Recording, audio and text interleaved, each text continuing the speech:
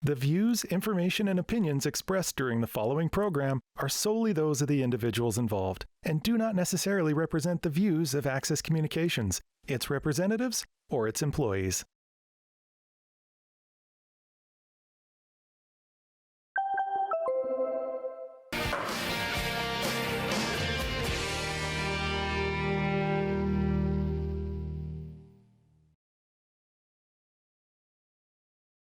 Well, good evening, everyone. We'll call this council meeting of June 28th to order. Under presentations this evening, we have none. Could we have a motion, please, to adopt the agenda as presented? Councillor Walliser, seconded by Councillor Clark. Any questions? If not, all in favor? Carried. Thank you. Next, could we have a motion, please, to accept the minutes of the council meeting held on June 14th, 21. Thank you, Councillor Frank, seconded by Councillor Cernick. Any questions or comments on that? If not, all in favor? Carried. Thank you. Next, under original communications, delegations, and petitions, we have from the Estevan Bruins, we have Danny Ewing with us tonight, the proposal for the new score clock. Danny, would you please come up to the mic and share your knowledge with us? Very extensive knowledge. Thank you, Mayor Ryan. Thanks for once again having us here from the Estevan Bruins. We were here a couple weeks ago, and we again want to thank you guys for just hearing our proposal for a new score clock for Affinity Place, tying that in with the Centennial Cup Legacy Project as well. And since our last meeting, our committee put together a slight revision to that, which I believe you guys all have in hand. So I'm really here just today, not necessarily to make a presentation, just to answer any questions that you might have and help clarify a few things. So if you have any questions whatsoever, fire away. Okay, Dan, I'll maybe just read the salient points here. The score clock would need to be purchased no later than early January of 22. We would seek the approval and purchase of the clock by the city only once 50% of the projected ticket sale goal of $125,000 or half the purchase price of the new clock is achieved, correct? Correct, yes. Okay. Yeah. Go ahead, Councillor Ford. Thanks, Your Worship. Thanks for coming again, Danny. I just got a phone call actually today from somebody who used to run the current score clock. It's Patrick Fisher. He was a little bit worried and concerned about the tech side of it, actually. He'd read the minutes from the last meeting and stuff, and he kind of stated that, you know, this new score clock isn't just press a button and everything's going to work. And we discussed it briefly, but is there a plan to train technicians or anything? He says it's quite extensive, the training for it. Yes, there would be a plan. Again, so IKS Media or DDG Group, that's affiliation, they would be working with us and the city as well on making sure everyone is trained and brought up to speed on this new score clock, this new screen. So again, there's a way of simplifying, for lack of a better term, the score clock to basically just, you know, read your time, your goals, your penalty minutes, stuff like that. So it's my understanding that those kinds of things would not need extensive training of any kind. It would be a little simpler. Now, for game plays at the Estevan Bruins games or other bigger events, that's where you would need more training, more trained people with that.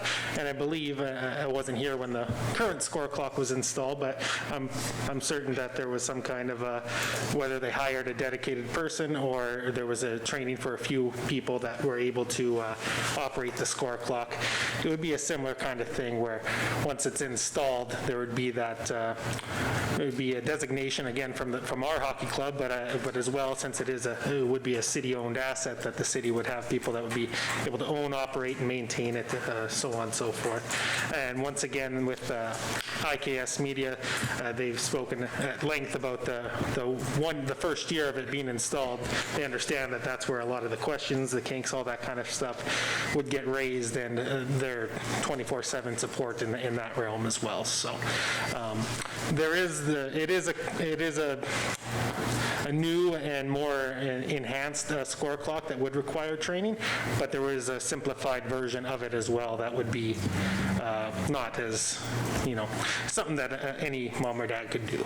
Yeah, and his main concern was the bigger events of we don't want to look like, really bad. We have this brand new fancy score clock and nobody knows how to use it. And the point actually he brought up, and it's maybe something we could work with the high school with, there's another community in Saskatchewan that has a similar score clock, and they use it towards their volunteer hours. So their tech classes get all taught how to, like their CPT classes get taught how to do it and use these score clocks, and then they can use it towards their volunteer hours for school kind of thing. Yeah, I think that's a great idea for a partnership of that kind, because, while it is new and there is lots of bells and whistles to it, they do make stuff nowadays that's a little bit more user-friendly, I guess is a good word for it.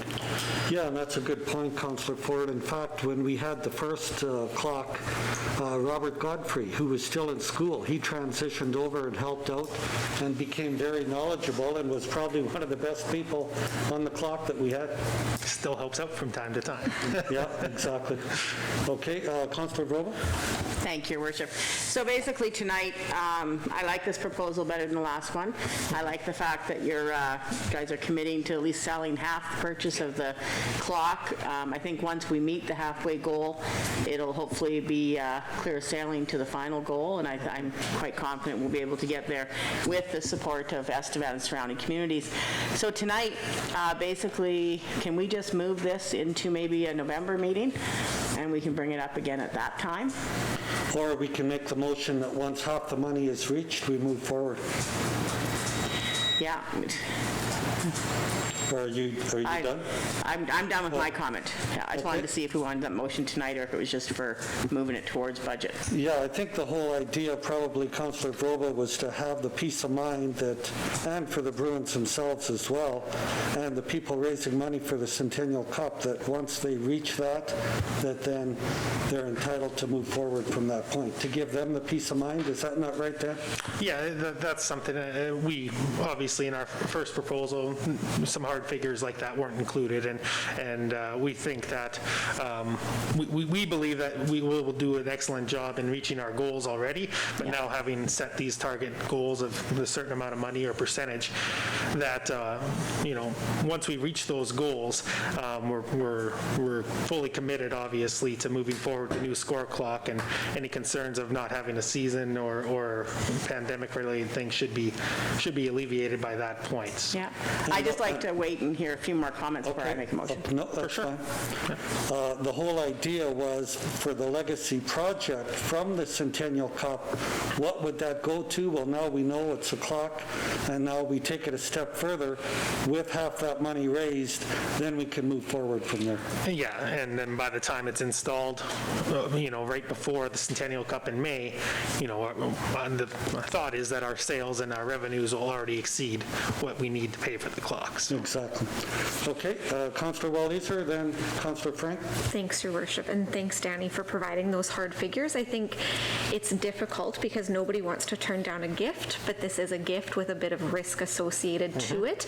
And so by having those numbers and that assurance in place, it becomes less risky. Maybe a little bit in contrast to what the mayor had suggested, it's clear from the proposal that you guys definitely would like to obtain and gift the larger score clock. And I would prefer if we had that discussion when that 50% target is reached, and then you'll have a better idea of if it is looking like you'll be able to afford the bigger, larger clock, or if maybe ticket sales are a little slower than anticipated and it took you longer to hit that goal, then maybe that lower price score clock would be more appropriate of a gift. So that would be my request, that we don't commit to one clock or the other until that sales target has been met. Yeah, that makes total sense as well. The whole timeline of early January is just for the installation and stuff. The finalizing of that, I've spoken again with the IKS Media, and they're prepared to, once we decide, once we reach our fundraising goal, they're ready to provide us a new quote and everything, so which might change, obviously, between now and then as well. It might only be a few $1,000s, but that we don't know that for sure. So yeah, no, that's perfectly reasonable. Okay, Councillor Frank. Very much what Councillor Walliser just said. I think my thought on this is I definitely I definitely have all the faith that this group's going to raise all the money to pay for this clock. I don't have a doubt in my mind, and I do agree. I think this clock being up at Centennial Cup would be a great thing, and even if that means the city has to front a little bit of money, but I really like the idea of getting to holdouts. We know that everything's going to be good. If January 2020 is kind of our last minute to purchase it, that kind of fits into where our budget will be talks and stuff like that will be happening. I think we can make that decision kind of towards the end of this year, even at November or whatever time frame. We'll know where you're at ticket sales wise. We'll be able to make sure. I'd be very quick to say I'd support making sure this clock is in place before Centennial Cup, but I like the idea of giving us the assurance of giving us 6 more months of ticket sales. So. Okay, Councillor Sorn. Thank you, Your Worship. And just to kind of note on Councillor Ford's about the ease of the clock, if anybody can figure out how to use the clock in the Power Dodge Ice Arena right now, you can run any clock in the world. So. Can you give us just a little bit of the difference on the options? Sure. The main difference, it's about $40,000, I believe, in the quote that we received. And the main difference is the size of the clock. While it's not significantly larger, it is about a half a meter, I think, if my recollection serves me, larger. The biggest difference is the corners. It's not just a true square. I call them rounded corners, but they're not. They're a separate screen as well. So the idea with that is the extra revenue options available. So like that you're able to program, again, lots of stuff in this screens, preloaded, all that kind of stuff. And when you're able to have, well, it's 4 extra screens in that sense, but just the whole layout of it, it's an opportunity to generate more revenue. So the difference in those $40,000 for the clock purchases, in theory, you can make that up and make more money off of it by having more space available. Yeah, so without getting too technical, basically you have the screen and then kind of a smaller, skinnier screen, Yeah. and screen, okay. Yeah, that's pretty much it. The corners kind of look like Saskatchewan, like a rectangle, yeah. Thank you. Yeah. Okay, any other questions, comments? Okay, have we got a motion moving forward, or what's the thoughts of council? Councillor Clark. Yeah, I'll make a motion that we accept that proposal based on the current sales and that we basically, as it is, that we go forward with that. Okay, with the intention by the end of the year, we'll review with Danny and with his group the ticket sales and move forward. Yep, sure, I'll make that motion. Okay, have we got a seconder? Thank you, Councillor Ford. Any further questions or comments? If not, all in favor? Carried. Well, thank you so much, Danny. You're more than willing to stay for the meeting. Always do. No. But thank you once again to the whole City Council here as well, not only for your support on a project like this, but the Centennial Cup as a whole and just the Estevan Bruins, because we're entering our off-season, but ahead of a new season, and it's going to be exciting to have fans in the building again. Absolutely, and you know that this council has always supported the Bruins, and we've always had a good relationship, so yeah. Yeah. Thank you, everyone. Appreciate that. Thank you, Dan. Okay, moving forward, under original communications, delegations, and petitions, we have the Innovations Convention sponsorship request. Councillor Ford, would you maybe like to give a little bit of background, please? Yes, absolutely. So the Innovation Council was created in Estevan in late 2020. I'm the chair of the board. Your worship is also on the board. The city manager is on the board, and there's a number of community partners also on the board of this. It's in collaboration with Sask Inc. And we've decided to, as a way to showcase the innovation that is happening in our community through agriculture, technology, oil and gas, coal, mining, and everything, we've decided to host an innovation conference in Estevan, and it's kind of one of the first of its kind in this area. We've already had a bunch of speakers commit to it. We have Beth Vallejo from CCS Knowledge Center, Josh Gustafson, who's the president of Covenant Energy.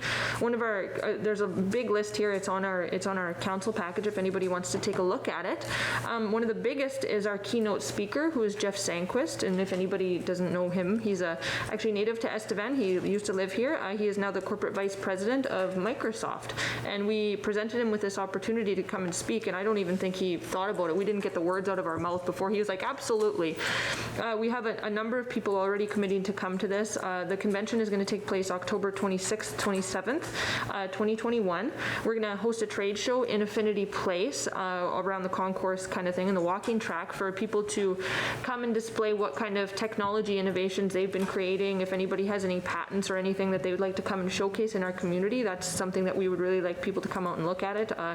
The price for that trade show is going to be relatively cheap to attend. It's $5 to get in the door. But the big thing we're really going to focus on is our keynote speakers, and just show everybody and show the whole entire world of what kind of things Estevan has for innovation, and really showcase that, you know, we're a community of technology, we're a community of the future, because we're creating a lot of really great, brilliant things in this area. So what we're looking for tonight, there is a breakdown of how much things are going to cost. We don't have the full cost breakdown yet of what the actual, okay, this is innovation conference is going to cost us blank, but we will get that very soon. We're just working on 2 or 3 more things. But tonight what we're seeking from the city basically is to become a platinum sponsor of this innovation conference, and the platinum sponsor is $20,000. So that's basically what we're looking for tonight, as well as that the city of Estevan basically be the bank account for this, because the Innovation Council in Estevan is actually a branch of the city. So we're just looking for basically someone to spearhead that money thing and just take care of it for us, so that we don't have to deal with it, because we're not really qualified to do that other than city manager. He's very good at what he does. But yeah, so tonight we're seeking the $20,000 and to be the bank account basically for this. Okay, thank you very much, Councillor Ford. Councillor Broba. Thank you, Worship. Thank you for the presentation, Councillor Ford. I read this in the package and I thought, wow, this is impressive that we're going to have this in the city of Estevan. I also wondered, I know one of the halls that you guys are looking at booking only has a space capacity of 300. Have you thought about, if it goes more than 300 tickets, would you move it to the floor of Affinity Place, or are you going to cap it at 300? We actually discussed that at a meeting today. We actually are going to think about moving things to the Wiley Mitchell Hall as well. Right now, our hope is that we are going to fill that exhibition hall as much as we possibly can, and if we have people standing room, that would be absolutely excellent. But if we do get to that 300 ticket point, we will, you know, make a list and figure out where we go from there, and hopefully that happens. Fingers crossed. Okay, and then my second question is the $20,000 sponsorship. Is that also include? Do you want straight cash, or does that actually include in-kind services that are listed? That does include the in-kind services, so the Affinity Place as well as, yep. The city manager can speak to that as well. Go ahead, city manager. Thank you, Your Worship, to Council Broba. So we did a breakdown today of what in-kind services the city could provide, including facility rental, tables, pipe and drape for the booth. It could be around 46 to 46,000 of in-kind. So basically, we're just asking if the city is willing to support this with an in-kind contribution. We're still nailing down some of the figures, but that's what the 20,000 at this point would be requested. That's what I thought from the package. So yes, 100%. I would like to make that motion that the city support this venue, and hopefully this is one of the first of many to come. Thank you. Yeah, and sorry, I worded that bad when I was reading this. My brain was running, but yes, no, it is in kind and it is broken down in this. But yeah, thank you. You did fine, Councillor Ford. Have we got a seconder? Councillor Frank, thank you. Any further questions or comments? If not, all in favor? Carried. Thank you. And Deanna from the Mercury did the logo for the innovation, did a great job. And she just came up with it and threw it out there and said, how about that? And we said, yeah, that was looks good. Go ahead. Thanks, Your Worship. And today, actually, with this logo, we were just waiting for it to come to council first. It was discussed to put, sponsored by the city of Estevan somewhere within this logo to make it as a key part of our marketing. Okay, thank you very much. Next, under original communications, delegations, and petitions, we have Joel and Leah here tonight, Moriarty, with concerns arising from the police building expansion. Welcome. Would you mind moving up to the mic? And I think it's off right now if you want to hit that button. Thank you, Roberta. Thank you. Okay, so we just want to thank you all for having us here tonight. A little bit about us. We own 1021 3rd Street, which is the property that is right beside the new addition. We moved there about 10 years ago. Joel has a plumbing business in town. We have a 3-year-old little boy. and a 1.5-year-old little girl, and I work at the hospital as an executive assistant. So my first question is, have the council actually toured the exterior of the police station? It'll give you a little bit better visual as to what I'm going to talk about for what's gone on, I guess. So I'm just going to summarize. Sorry, I'm a little bit nervous. It's been a while since I public spoke. You're doing fine. Take your time. So last June in 2020, the digging started. We were contacted probably hours, I think, before it actually began by the chief and the deputy chief at the time, saying that it was starting and that we wanted to be directly involved with us, and that anything that could be wronged will indeed be fixed and we would be looked after. If we had any issues, to make sure to call him. He gave us his number, so we said, great, you know, this will be good. We're gonna have a good communication. The Corex manager, site manager, he also said the same. He talked about our fence. He said, oh, you'll get a new fence for sure. Okay, that's great, thanks. He also made sure anything that goes wrong, let me know. So then the steel blue fence goes up, and our fence on the west side doesn't go right to the sidewalk. There's about 6 feet, and then they put up a blue steel fence, tied it to our fence, and this stayed up until the project was done in April or whenever it was done.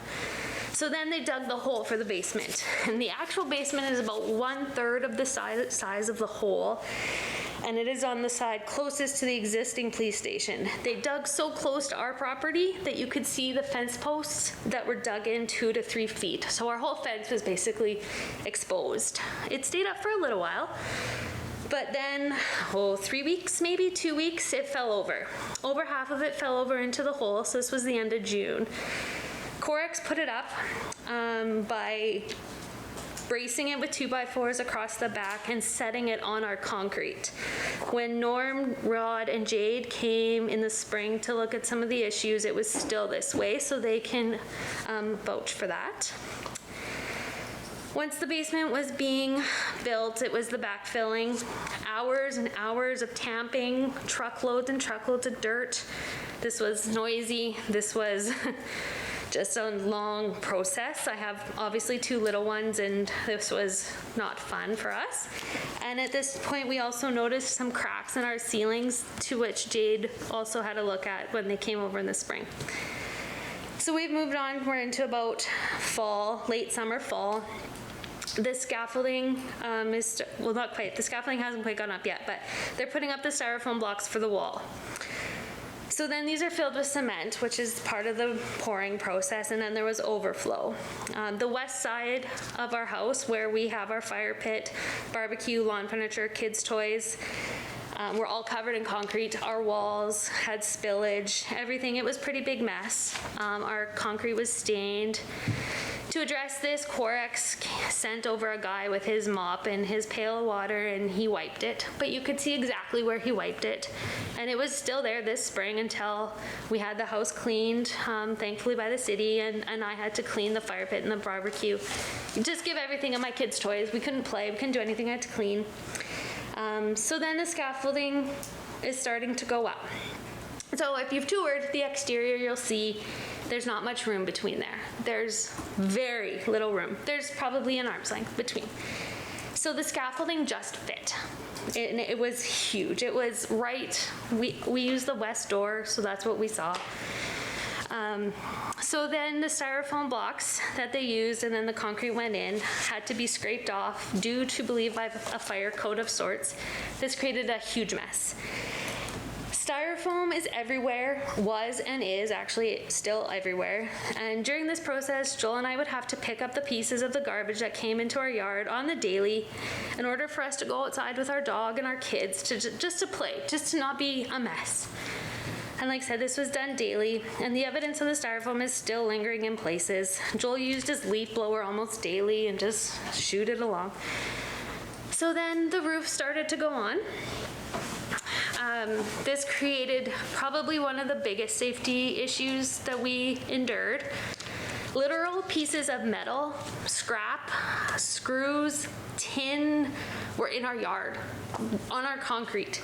like I say, this is where my kids play. We couldn't send our dog out. We couldn't go out with our kids because it was a safety issue. Joel would again have to use his broom, or he has a magnet that you can just run along the concrete. So this happened quite a few times, and I started to be in contact with the chief, and we had many conversations about the styrofoam and then again the cleaning, and he was over on numerous times to check it out. Finally, they started coming over to do a quick tidy. This was Corex, but it didn't last very long, and Joel and I were left to do it again. And there was never a question about leaving any of the mess to clean because we had to do it for fear of safety. We just had to clean it. We couldn't go outside. We couldn't leave our dog. We just had to do it. So then it started to get cooler, and they worked on the stucco. So they put tarps up over the scaffold. So like I said, the scaffolding was really close to the fence. So imagine a tarp now being blown with heaters. So there's a constant humming all the time. And again, I have 2 little ones, so anybody who has little ones can attest to any extra noise is not welcomed, I guess. So these blowers, I said, they go all the time, and they actually blew over into our yard. The tarps would like fill up and come on our side. And then it was also about this time, I think we're in about January now, that there were some really bad winds during the night. And we woke up through the night to some ruckus, and we opened up our door and we found that the scaffolding had actually blown over and was inches from falling onto our house. And again, the fence was down, so this is the second time the fence was down. And our kids slept in the west, along that west wall there. So it was kind of scary to wake up and see a scaffolding in our yard inches away from where our kids sleep. Wilhelms were over first thing in the morning to clean it up. They were fantastic. Corex fixed the fence. They put up an orange plastic snow fence across the hole. So, like I say, I have a dog, I have kids. This didn't last. It was awful. Within a couple of hours, really, it had started to rip. My dog decided she needed to tour the construction site, so she went over. She just crawled underneath it. Little old girl, I didn't know she could do that, but she did. So we couldn't really go outside. The guys were working right there. My kids were really, well, my boy was concerned and wanted to play at the fence. I had to call the chief a couple of times to get this addressed. He never actually did return my call, but within, I think it was after about the 3rd phone call, Corex was finally fixing the fence, and they fixed it by, again, putting a 2x4 across the back and setting it up on our concrete. So, and I understand the natural elements prevented anything from being fixed properly. At the time, everything was kind of, a Band-Aid. But until we started speaking with the mayor and the manager in March, the fence was still braced and sitting on our concrete. And it wasn't safe. If my son tried hard, he could have pushed it down. It swayed quite a bit and creaked in the wind.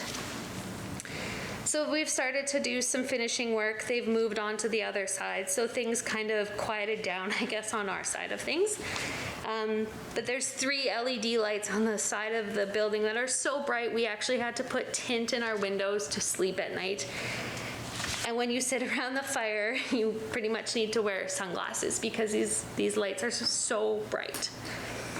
So we're about the beginning of March now, and the snow has started to melt, and this is when the styrofoam became a really big issue. Again, we started to contact the chief with the mess, and as the snow melted and was eventually gone, especially in the front yard, it didn't look like the snow had melted at all.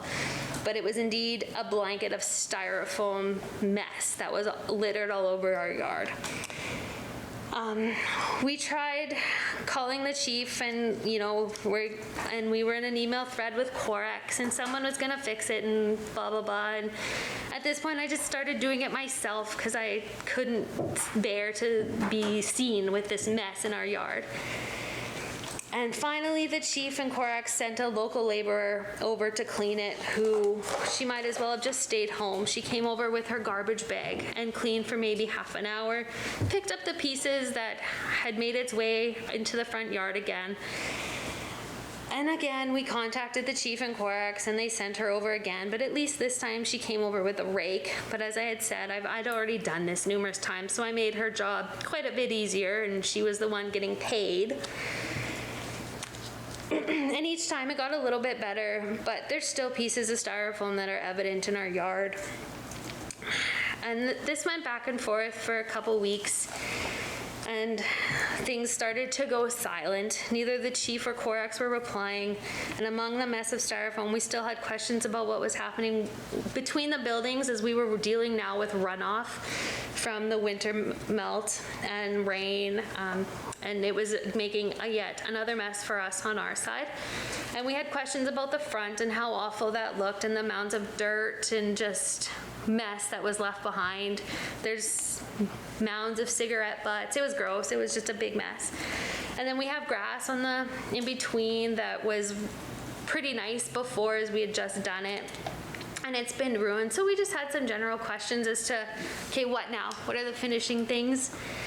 So now I have all these issues and anger building up because no one's listening to me. And I understand that this was when the passing of Officer Pearson happened and the chief had everything else going on. But at the same time, it should never have got to that point.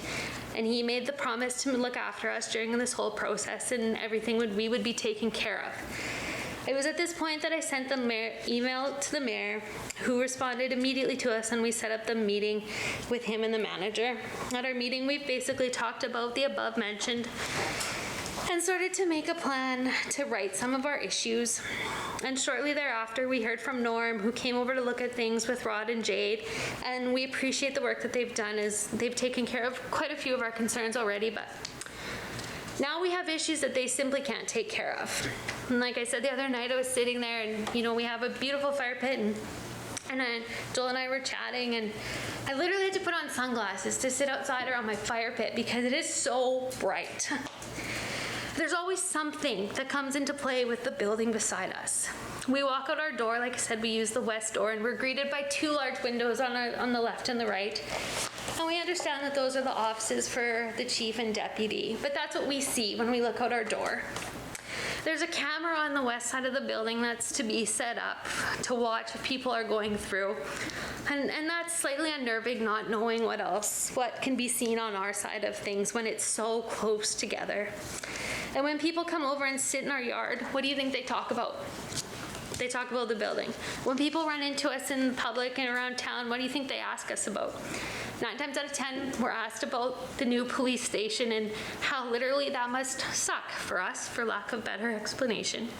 We're plopped between two commercial buildings, and now you can barely see our house until you drive by, as we're set farther back than the two. We deal with the parking or lack thereof for the employees of this police station, and as they park in front of not just our houses, but the other houses on the street for 12 plus hours a day. We deal with constant stream of emergency vehicles going by as they park only a few yards from our house. And we deal with the courthouse parking in the back, and again, more emergency vehicles as it's just as congested in the back.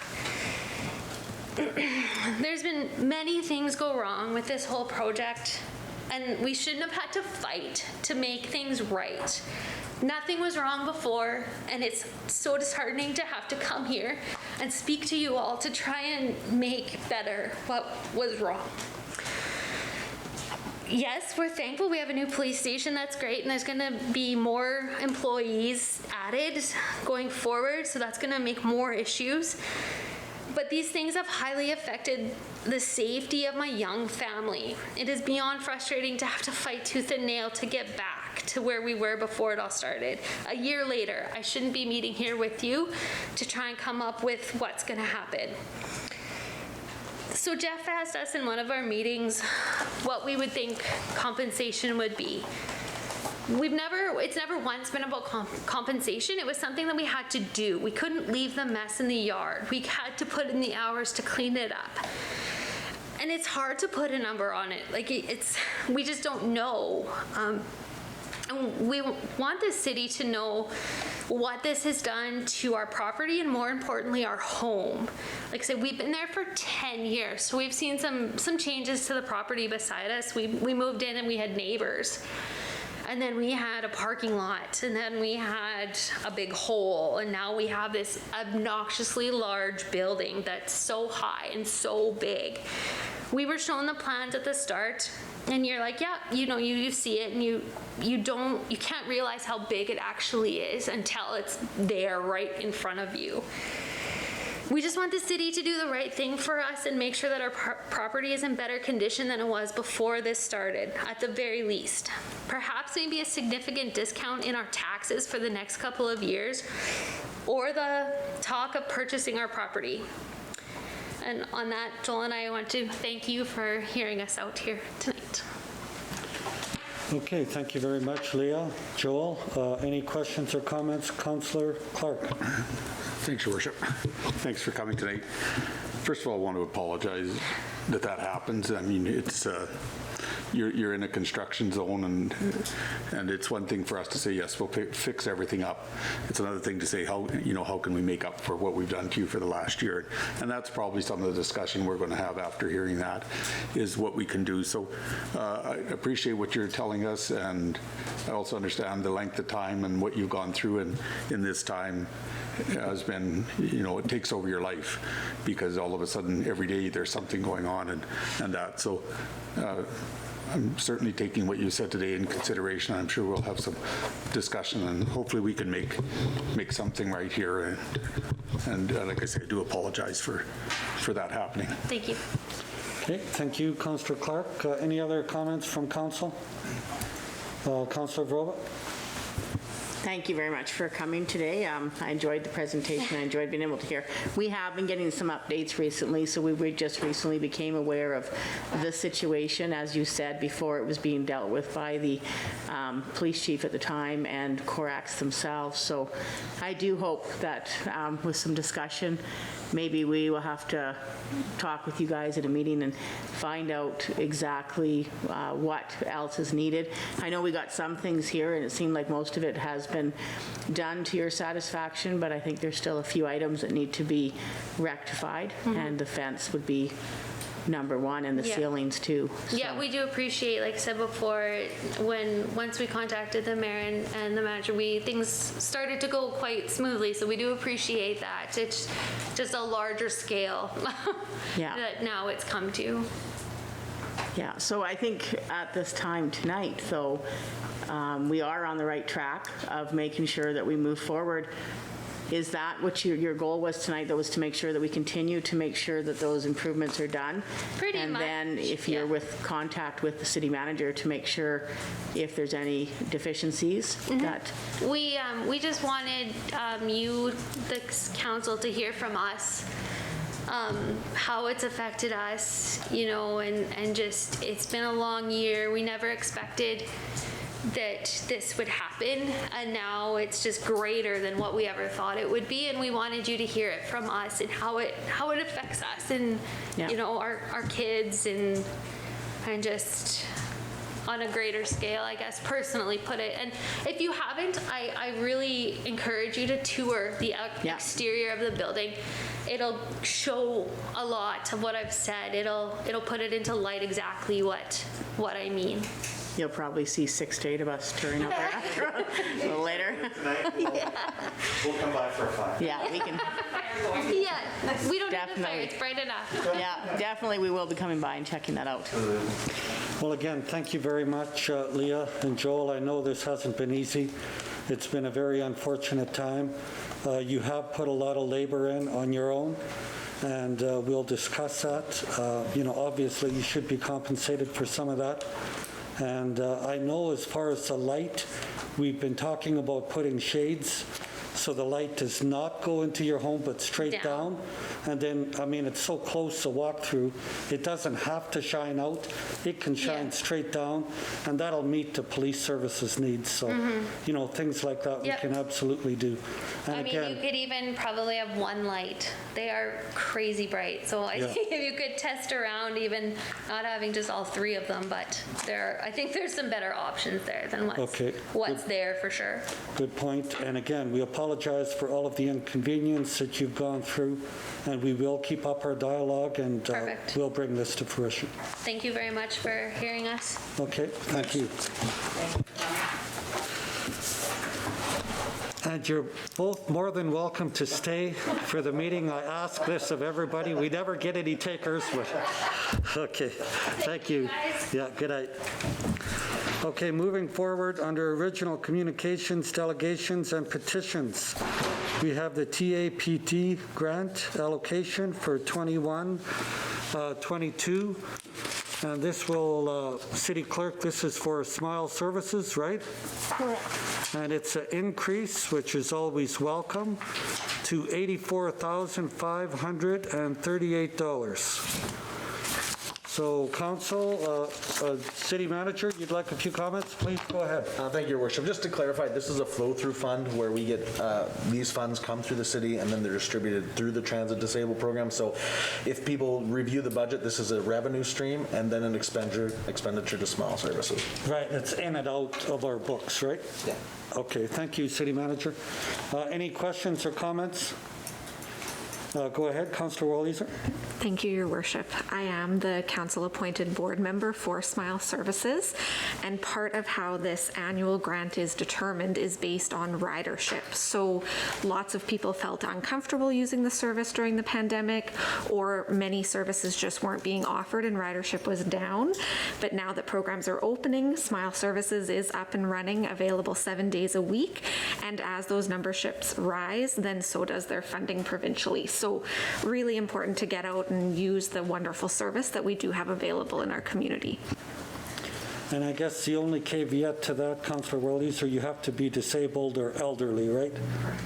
Because I know we did have a newcomer that had asked if he could get a ride to work, but unfortunately he doesn't meet those requirements, so I emailed him that. So do we have a motion then to accept? We do. Okay, thank you, Councillor Walliser. Seconder, Councillor Ford. Any further questions or comments? If not, all in favor? Carried. Thank you. Next, under written reports of committees, we have from Souris Valley Theatre minutes of AGM, May 13th and June 3rd. Could we have a motion to accept those, please? Thank you. Councillor Cernick, seconded by Councillor Clark. Any questions? If not, all in favor? Thank you.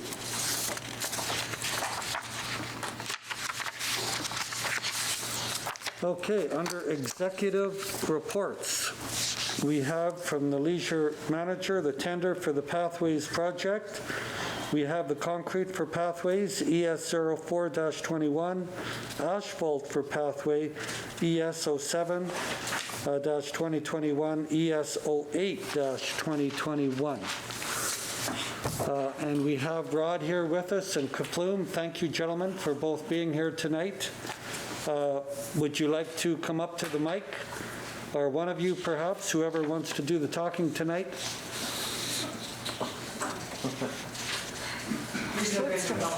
Okay. Well, thank you both for coming, and thank you, Rod. Any questions or comments from council? Councillor Broba? Thank you, Your Worship. So Rod, on this one, there was the 3 tenders, and 2 of them were comparable. One of them is significantly lower. Normally, maybe I missed it on here. Do you have, so all of these people, all of the companies you've met with, gone through their tender package, and they meet all of the qualifications to do the project? Councillor Robel, I'll have to defer to the engineering officer here because he helped me with the tenders, but certainly I know he went through that process, but he can answer better. Okay. See, Kafloum, I knew you'd get to speak anyway. Yeah. Yes, there are 3 tenders. We divide them 3 ways because one was concrete, so that would be done by a concrete company. The other one was the asphalt. The asphalt was big, and we wanted to make sure that will be completed this year, so let's divide it up into 2, just in case we have multiple tenders. So upon closing, the summary was sent to Jeff, and for the concrete, the lowest was a company from Lalash, just outside of Edmonton, and they operate nationwide, And we verified the numbers with them, and we asked for references, and they have excellent references. So we agreed to recommend to the council to retain them to do the services. And then, of course, the other two are the asphalt. They are the local contractors. Okay, yeah, that was just my concern, is I have never heard of that company, and basically because of the fact that the other two that I've heard of before, and they were both comparable, but the third one was significantly lower, I just questioned if they were actually bidding on the same. Yeah, so, okay, no, thank you. Okay, thank you for that, Flume. Any other questions? Councillor Ford. Thanks, Your Worship. Just actually have two questions. They are on a little bit of a tight deadline to have this project complete. It's very set. If there's any problems after the date or such, is there fines for it not being complete, or is it, okay.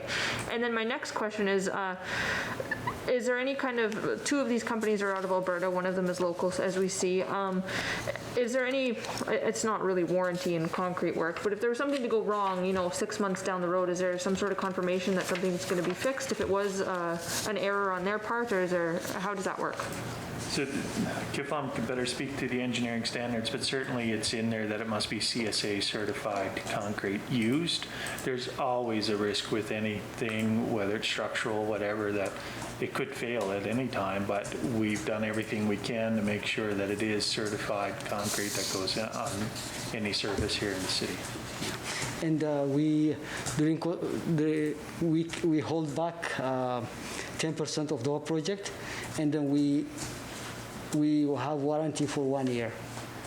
If anything goes wrong, that they would come back and then fix it. Okay. Any other questions, Councillor Ford? That's got them. Okay. Councillor Frank.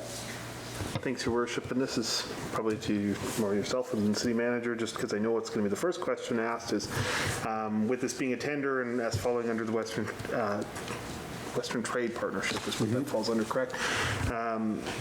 I know we always get asked why we can't use a local contractor, and it kills me every day that we have to make these decisions too, but perhaps you can maybe just give a little bit more of an update just to make sure that's part of this conversation. Okay, thank you. City Manager. Yes, thank you, Your Worship, to Councillor Frank. So this tender is actually even above the new West Trade Partnership that we're bound to be, because it's part of our tri-party agreement with the federal government, the provincial government, and the city. So they will generally audit these processes because federal money is coming 1/3 of the project. So normally we fall under the new West Trade Partnership, where we have to equal share and evaluation of BC, Manitoba, Saskatchewan, Alberta. This one was actually a federal tender. But yeah, we are bound that we cannot favor any local workers. I can provide that new West Trade Partnership. I know I have to council as well as media when requested. That's something the province had entered into, that we're bound to follow those regulations by. When we do have a matrix, I know Rod March has developed a very expanded matrix that brings in the use of local contractors in your tender for the bid price, and we can weight those potentially for some of it. But with this being a tri-party agreement with the federal government and the province, we don't have much latitude on evaluation systems. Thank you, City Manager. Go ahead, Councillor Clark. Thanks, Your Worship. Just this is about a $3.8 million project, and this is about $2.8 million. Are there other tenders going out that are there, or is this for the full amount? Yes, Councillor Clark. So there's still a couple of what I'll call major issues that we're still working on with engineers, be it the crossing underneath Long Creek Railroad, as well as pedestrian crossing there on the creek in that valley, same valley. So those two are big ticket items, but we're pretty confident we're still within our range here. Thank you. And the lighting too, of course, got to go in. Thank you. Okay, any other questions or comments? If not, thank you so much, gentlemen, for your work, both of you on this. Do we have a motion to move forward? Thank you, Councillor Cernick. Have we got a seconder? Thank you, Councillor Frank. Any further questions? Councillor Walliser. Thank you, Your Worship. There's quite a bit of enthusiasm in the community about this project, particularly after that federal announcement was made about the funding.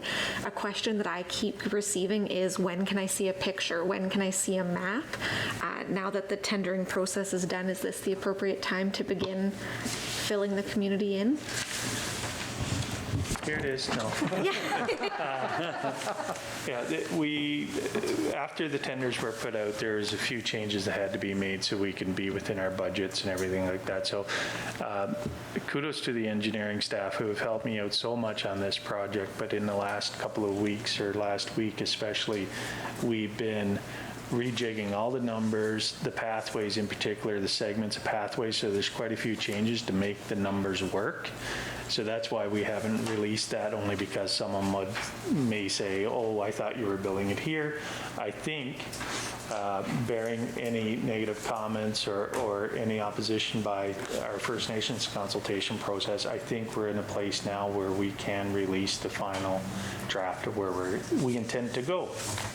So that will be put out, and that's part of our contract as well, to put up some kind of signage with a map showing it. So that'll be displayed prominently within the city here shortly. Okay, and thank you for that question. And I talked to Linda Sopp, who's our Métis representative, and she thought it was a great idea. She was going to get back. She didn't yet, but I'm sure she will. Councillor Grobe? Thank you, Worship. Do we need two motions? One for the concrete with Signature West Contractors of $988,485. And then a second motion for the asphalt, which would be Janco Asphalt. There you go. Yeah. So if Tony is making the first one for the concrete. Yeah, that was the first, was concrete, and the second asphalt. And Travis, Councillor Frank, you seconded that, so we do have, okay, we did have some questions. So you had a question. Any further questions? My question was just which motion we're voting. Okay, the first one. Okay. We'll go in order. How about that for tonight? Perfect. Okay, all in favor? Carried, thank you. Now we'll go to the second one. For the asphalt, do we have a motion for that one? Councillor Groba, seconded by Councillor Walliser.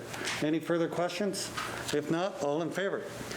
Carried. Thank you so much, and thank you again, gentlemen, for your hard work. Thanks, guys. We don't get invited to stay. Okay, well, I thought you guys automatically would stay, but we understand. The night is getting long. We understand.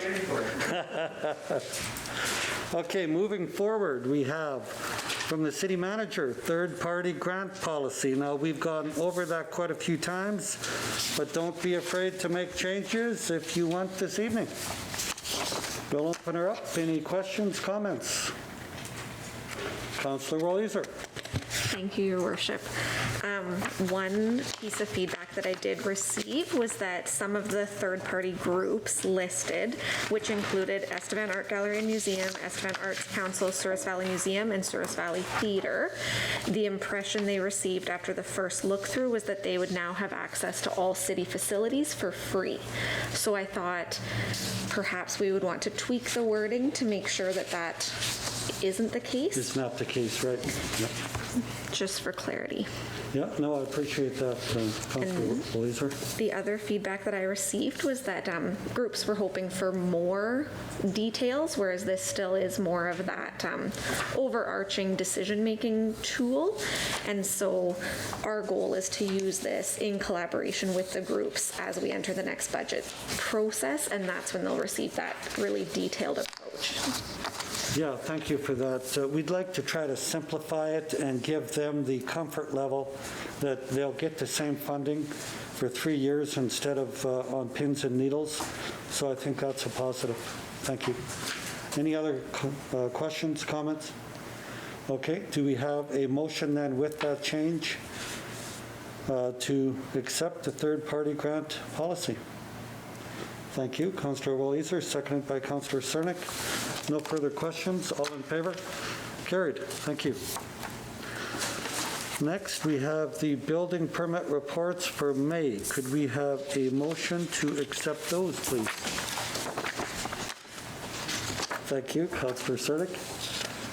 Seconded by Councillor Groba. Thank you. Any further questions? If not, all in favor? Carried. Thank you. Thank you, City Clerk. Introduction of bylaws this evening, we have none. Public hearings and reports, we have none. Giving notice, Scleroderma Awareness, June 29th, proclamation, Scleroderma Awareness Month.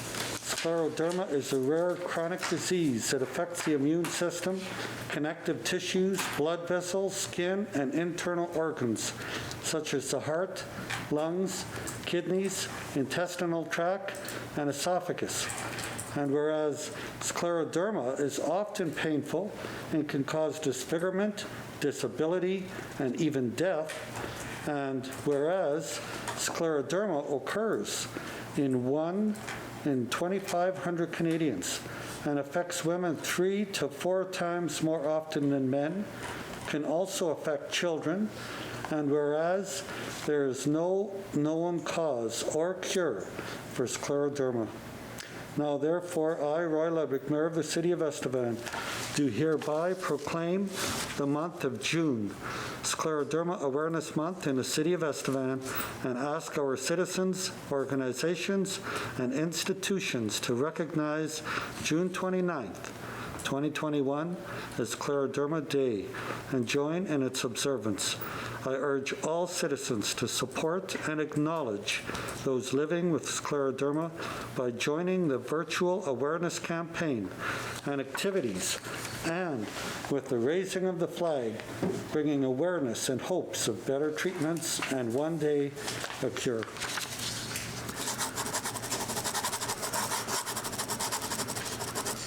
Okay, could we have a motion for that, please? Thank you, Councillor.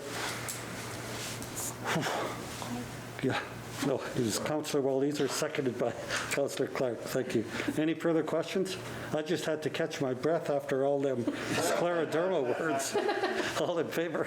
Carried. Thank you. Motions from committee tonight, we have none. Consideration of bylaws, we have none. Inquiries. Councillor Broba. Thank you, Your Worship. I had quite a few phone calls actually in the last few weeks.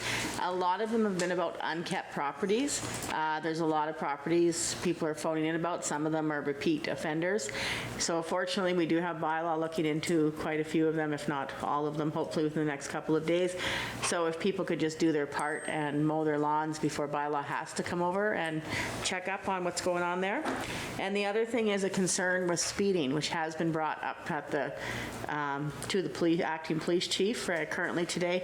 So they will be looking into that, and that is on the corner by Canadian Tire. A lot of people are turning right there. If the light's turning red, they're turning right, and they're going kind of speeding through the residential area up to the stop sign, and then they're hanging another left to get them onto Kensington. So if people could just be aware that there's a lot of people with children, families living in that area, and so when you take that street as a way to get you back onto Kensington and miss the lights, just observe the speed limits, maybe watch for children, and try and just be aware that the lights don't really save you that or stop you and start you that much that you can't just wait for them. So anyways, that was a concern from a concerned citizen, and the police will be watching that area. So. Okay, thank you for that, Councillor Broba. Councillor Clark. Thanks, Your Worship. I just want to encourage everybody in town that the Estevan Art Gallery and Museum has a couple of new displays, and they also have one that's kind of related to the reconciliation that Bud MacArthur's doing there. I've asked them to invite us up there when Bud is there so that he can show us that display. I do want to let people know that they are open on Saturdays. They're not open on July 1st, but I think with this time, with what's happened at Cowestis, it would be a prime time for people to stop in and see that display that he's put together at the museum. Thank you. Absolutely, good point. Thank you, Councillor Clark. Councillor Walliser. Nothing tonight, Your Worship. Okay, thank you. Councillor Ford.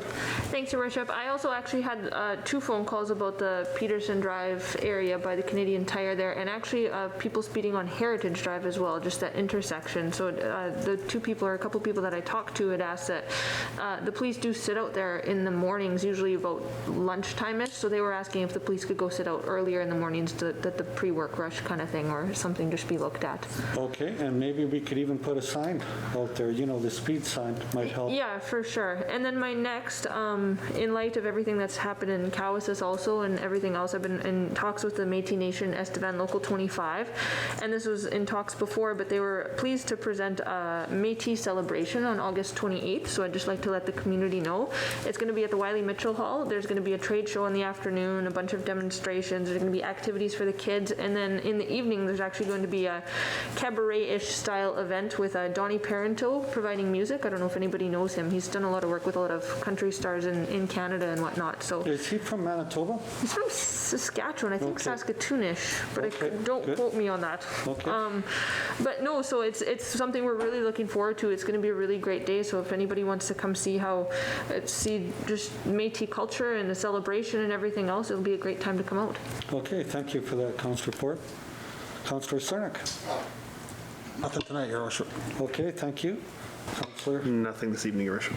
Okay, you didn't even allow me to say Councillor Travis.